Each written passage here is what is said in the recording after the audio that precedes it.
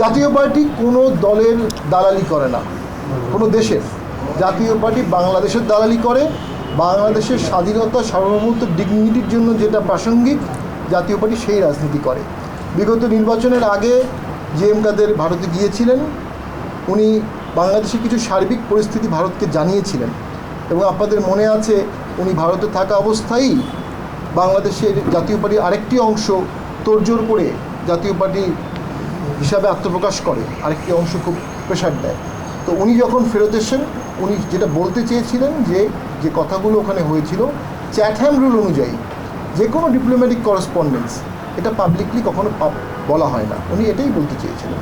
এবং আমি তো দেখেছি এর মধ্যে অসংখ্য মিটিং, নরেন্দ্র মোদীর সাথে আমাদের প্রধান উপদেষ্টার মিটিং হয়েছে, বিক্রম মিস্ত্রির সাথে প্রধান উপদেষ্টার মিটিং হয়েছে। বিক্রম মিস্ত্রির সাথে যে মিটিং হয়েছে এটা মিনিটস তো আমাদের কারোর কাছে নাই, সেরকম এই ধরনের মিটিংয়ের মিনিটস কারোর কাছে থাকে না। আমরা বাংলাদেশের জন্য রাজনীতি করি, বাংলাদেশের স্বাধীনতা সার্বভৌমত্ব সীমানা এটাই আমাদের কাছে সর্বোচ্চ প্রাপ্য, এটাই আমাদের সর্বোচ্চ অগ্রাধিকার। আমরা মনে করি আমরা দেশের স্বার্থেই রাজনীতি করছি। কোনো সেটার উত্তর যদি একটু দিয়েছেন তারপর বলি যে এইমাত্র জাতীয় পার্টির চেয়ারম্যানের বাসভবনের সামনে পুষ্পতলিকা দাহ করা হচ্ছে, অল্প কয়েকজন তরুণ সেটা করছে পুষ্পতলিকা দাহ, এ বিষয়ে আমরা এটার প্রতিবাদ জানাচ্ছি। জাতীয় পার্টির চেয়ারম্যানের গতকালের ঘটনায় কোনো ইনভলভমেন্ট ছিল না, নিজের অফিসটা রক্ষা করার চেষ্টা করা ছাড়া। উনি নিজে জীবনের ঝুঁকি নিয়ে পার্টি অফিসে ছিলেন, উনি নেতাকর্মীকে কোনো নির্দেশও দেননি কাউকে মারতে, কাউকে হত্যা করতে, কাউকে গুলি করতে, কোনো কিছু নির্দেশ দেননি। উনি পার্টি অফিসে আমাদের সকলকে নিয়ে পার্টি অফিস রক্ষার চেষ্টা করছেন। নিজের বাড়ি রক্ষা করার জন্য কি কারো পুষ্পতলিকা দেওয়া করা উচিত? অ্যাটাক কে করলো? আগুন কে নিয়ে আসলো?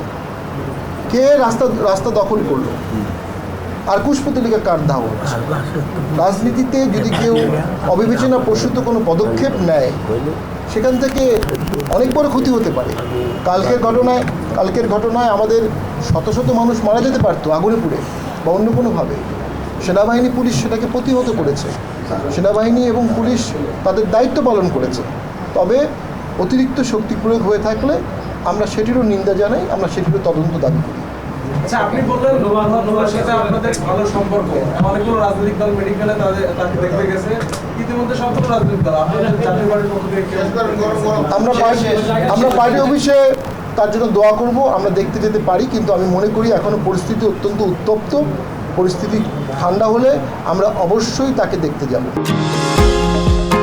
নিউ ইয়র্ক থেকে সম্প্রচারিত TVN 24 টেলিভিশন বিশ্বজুড়ে বাঙালির কণ্ঠস্বর।